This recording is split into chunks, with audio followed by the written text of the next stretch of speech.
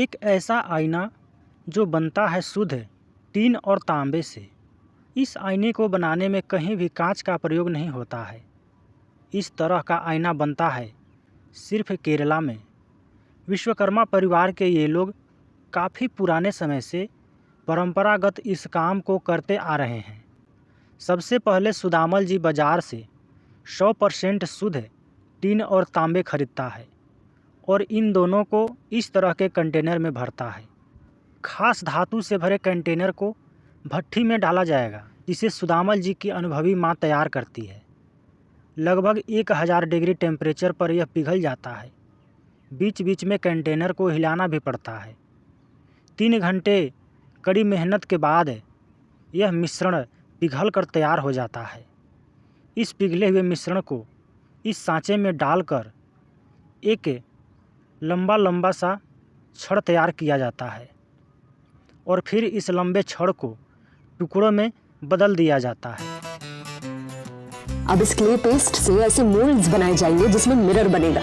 इस क्ले को बनाने के लिए चाहिए प्योर मिट्टी जो लाई जाती है पंबा नदी के तट पर बने पैडी फील्ड से, जिसमें कोई भी कंकड़ नहीं होते।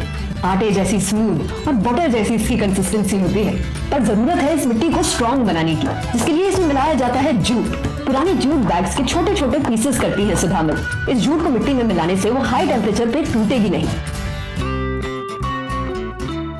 अब इस मिट्टी को रखा जाता है सिलबट्टे पर और इसे घिस घिस कर एक बहुत ज्यादा बारीक क्ले तैयार करते हैं। इसी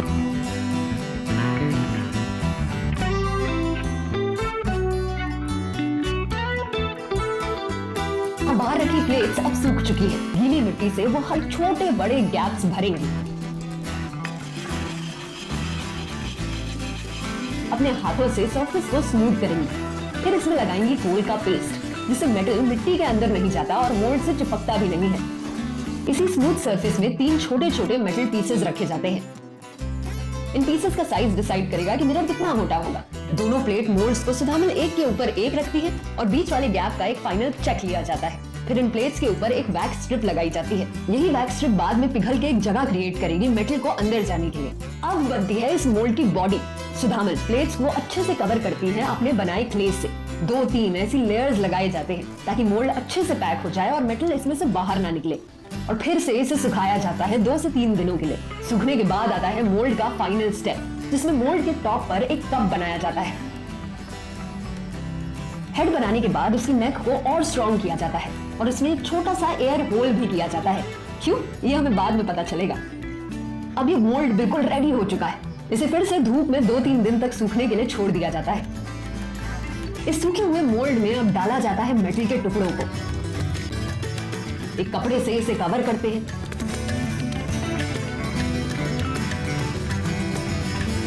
ये होती है इसकी लास्ट और फाइनल पैकेजिंग। अब ये मोल्ड्स एकदम तैयार हैं भट्टी में जाके पकने के लिए। हैंड ब्लोअर से इस भट्टी को आखिरी बार हीट करते हैं हाथ से। 3 से 4 घंटों तक सुदामल और उनके जैसे बचे हुए विश्वकर्मा आर्टिस्ट ये काम करते हैं बहुत ध्यान से। हाथ का कंटिन्यूअस प्रेशर मेंटेन करना जरूरी है, क्योंकि उसी से मेटल सही से मेल्ट होगा। इसी बीच भट्टी को कोकोनट छाल से कवर किया जाता है ताकि सारे मोल्ड्स को एक समान हीट मिले। यही ध्यान दिखता है जब निरंजन मोल्ड्स को भट्टी से बाहर निकालते हैं एक एक करके। अगर एक भी मोल्ड टूटा तो सारा मेटल लीक हो जाएगा और मिरर नहीं बनेगा। फिर अपने घर के कोकोनट ट्री से एक स्टिक निकालते हैं निरंजन और इसी स्टिक को पहले बनाए हुए एयर होल में डालते हैं। इसी एक स्टेप से उन्हें समझ आ जाता है कि मेटल मेल्ट हुआ है या नहीं। फिर गीली मिट्टी यूज करके वो इस एयर होल को क्लोज करते हैं। इसी मिट्टी से वो मोल्ड को भी कूल करते हैं। अब निरंजन मोल्ड्स को उल्टा करेंगे।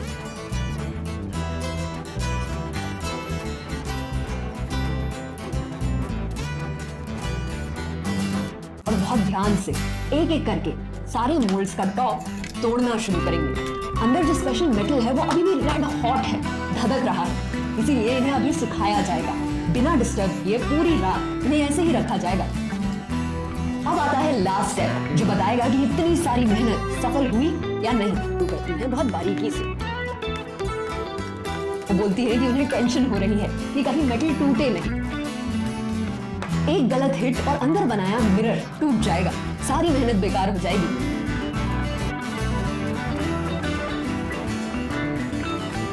परफेक्ट बनी है। अब यही मेटल प्लेट्स मिरर बनने के लिए तैयार हैं। इन प्लेट्स को पहले सुधामन एक गोल शेप देंगी। वो ये काम करेंगी एक स्टील की स्केल और एक चिजल यूज करके, खुद अपने हाथों से। अब समय इन प्लेट्स को शाइनी और रिफ्लेक्टिव बनाने का, जिसके लिए इन्हें पॉलिश करना होगा। ये काम भी हाथों से ही करते हैं। निरंजन अलग अलग तरह के सैंड पेपर का यूज करते हैं इसके लिए। वो इन प्लेट्स को घंटों तक घिसते हैं। जब तक ये रिफ्लेक्टिंग और शाइनी ना हो जाए, ये पॉलिशिंग चलती रहती है।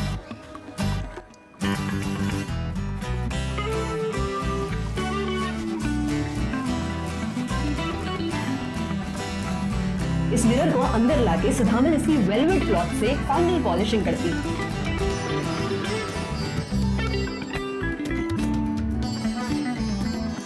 इस मिरर के फ्रेम्स भी हाथ से ही बनाए जाते हैं। फ्रेम्स बनाने का काम निरंजन करते हैं। अलग अलग तरह के स्टैम्प्स का यूज करके वो फ्रेम्स में बारीक डिजाइन्स बनाते हैं। कुछ फ्रेम्स पीपल लीव्स की शेप में है, कुछ गणपति जी की, कुछ शंख जैसे और कुछ हाथी जैसे।